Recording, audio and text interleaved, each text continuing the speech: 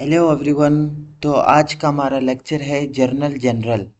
हम देखते हैं जर्नल जर्नल क्या होता है और ये कंपनी में कहाँ पे किस तरह यूज़ होता है, इसकी क्या इम्पोर्टेंस है और हम इसको क्यों यूज़ कर लेते हैं। सबसे पहले हमें समझना चाहिए कि जर्नल जनरल क्या होता है। जर्नल जर्नल एक इनिशियल बुक होता है किसी कंपनी का, जिसमें सारे ट्रांजैक्शन हम रिकॉर्ड करते हैं।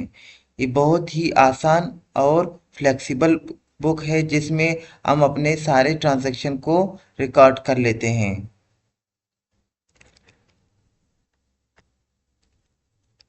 तो इसमें कुछ की फीचर्स आते हैं, हम वो भी देख लेते हैं। इसके कुछ की फीचर्स में आता है सबसे पहले क्रोनोलॉजिकल आर्डर।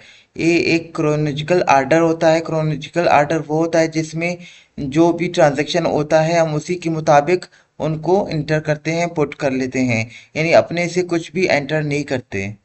और इसमें डबल एंट्री अकाउंटिंग होता है जिसमें डेबिट और क्रेडिट दोनों साइड होते हैं, यानी एक साइड क्रेडिट होता है और दूसरा साइड डेबिट होता है।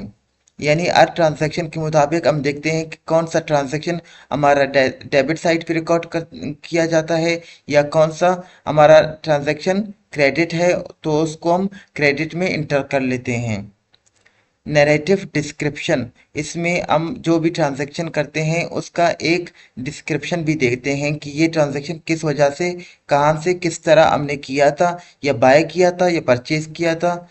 जो भी है हम उसका एक डिस्क्रिप्शन लिख देते हैं। ये बहुत ही फ्लेक्सिबल होता है, इसमें फ्लेक्सिबिलिटी होता है। इस जर्नल जर्नल में फ्लेक्सिबिलिटी होता है। ये बहुत ही आसान होता है, इसमें कुछ भी मुश्किल नहीं होता है। एक बेसिक लेवल ट्रांजैक्शन होता है, इसमें हम अपने कंपनी के सारे ट्रांजैक्शन इंटर कर लेते हैं। तो चलें देखते हैं इसके स्ट्रक्चर। इसके स्ट्रक्चर में सबसे पहले डेट आता है। जो भी ट्रांजैक्शन हम किसी भी डेट पे करते हैं तो वो डेट हम यहाँ पे मेंशन कर लेते हैं। उसके बाद अकाउंट्स आता है। अकाउंट्स में जो भी हमारे अकाउंट्स होते हैं, डेबिट होते हैं या क्रेडिट होते हैं, उनका डिटेल हम वहाँ पे लिख लेते हैं कि हमने क्या ट्रांजैक्शन या किस तरह हमने ट्रांजैक्शन किया हुआ है।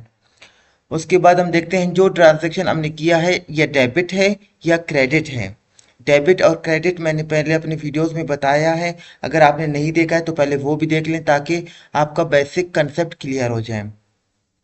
एक्सप्लेनेशन, यानी जो भी आपके अकाउंट के ट्रांजैक्शन हुए हैं तो उसका एक एक्सप्लेनेशन हम लिख देते हैं।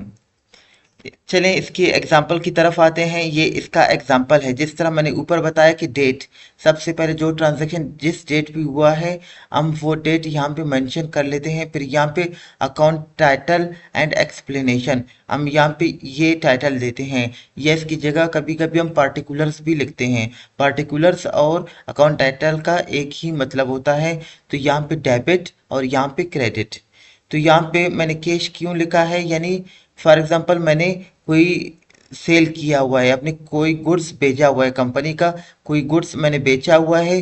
तो ऑब्वियसली जब हम कोई चीज़ बेच देते हैं तो उसके बदले में हमारे पास कैश आ जाता है, और जब कंपनी में कैश आता है तो डेबिट हो जाता है और सेल्स हमारा कम हो जाता है। और जब सेल्स कम हो जाता है तो उसे हम क्रेडिट साइड पे रिकॉर्ड कर लेते हैं।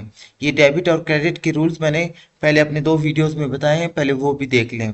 तो इसका डिस्क्रिप्शन क्या होगा, एक्सप्लेनेशन क्या होगा। सेल ऑफ गुड्स, यानी हमने गुड्स बेचे हैं, सेल किए हैं, इसका ये एक्सप्लेनेशन होगा। सही हो गया, मतलब ये हमारा एक एग्जाम्पल है। अभी आते हैं इसकी इम्पोर्टेंस की तरफ कि ये हमारे कंपनी में किस तरह इम्पोर्टेंट है। सबसे पहले हम देखते हैं एक्यूरेसी। ये बहुत एक्यूरेट होता है, इसमें कोई गलती के चांसेस नहीं होते, ये बहुत ही कम गलती के चांसेस होते हैं। ऑडिट ट्रायल, ऑडिट जो भी ऑडिटर होता है कंपनी का, वो कंपनी के अंदर सारे ट्रांजैक्शन सही तरीके से देख सकता है और कंपनी के जो भी ट्रांजैक्शंस हैं उनको ऑडिट कर सकता है। फाइनेंशियल रिपोर्टिंग, जो भी हमारे हमारे फाइनेंशियल रिपोर्टिंग होती है वो भी इसमें से हम आसानी से निकाल सकते हैं। Thank you so much. अगर आपने मेरा चैनल सब्सक्राइब नहीं किया है तो सब्सक्राइब के बटन को दबाएं और लाइक भी कर लें ताकि मेरे नए वीडियोस भी आप लोगों तक पहुंच जाएं। Thank you. अल्लाह हाफिज़।